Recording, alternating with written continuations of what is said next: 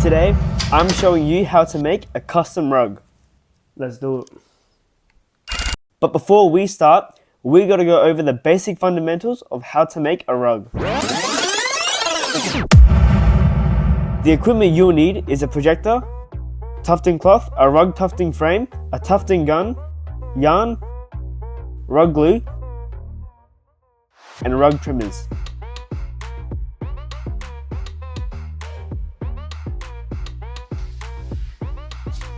Now this part is the actual rug making process.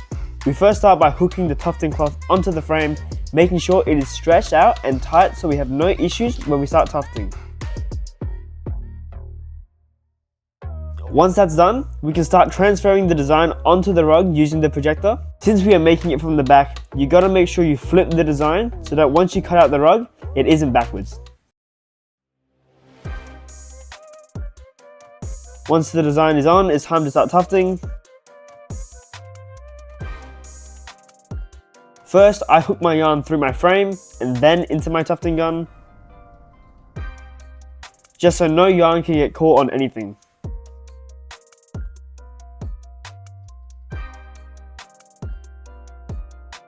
For a design like this, I'd first fill in the black outlines and then the color.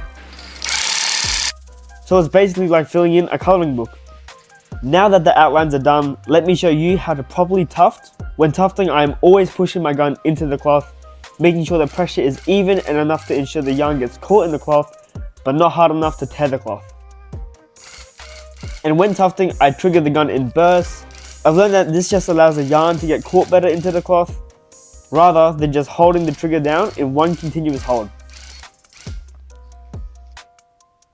This view is the back of the frame and how the rug will look, going line by line, just filling in the rug with the yarn. Now, to be honest, that's pretty much all it is to tufting. It's just repeating that same step over and over until your rug is done on the frame. So once that's done, we can move on to gluing.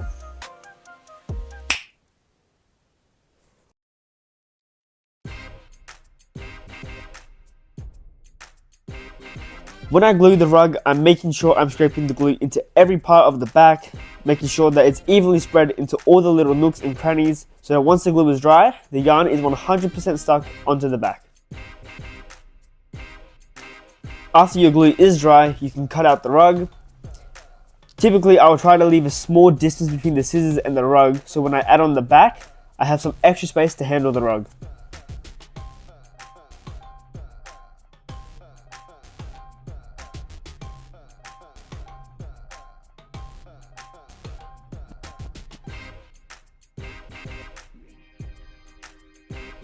Once it's cut out, I use a spray adhesive on the back to attach my felt backing.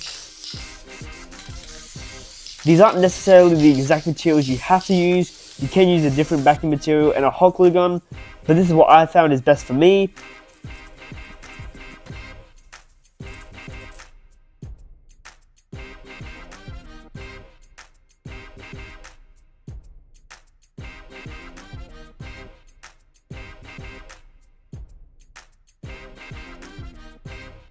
And once the backing is dried, I just cut around the rug. Lastly is the trimming stage. For this, I use my Easy Clip rug trimmers. This part is the most tedious part of rug making. I go around all the black outlines and shave away parts of the color to make the black outlines look crisp. This part, again, isn't necessarily essential to making a rug. If you prefer the shaggy rug look, you can skip this. But for me, I prefer to have the cleaner, crispy look for my rugs.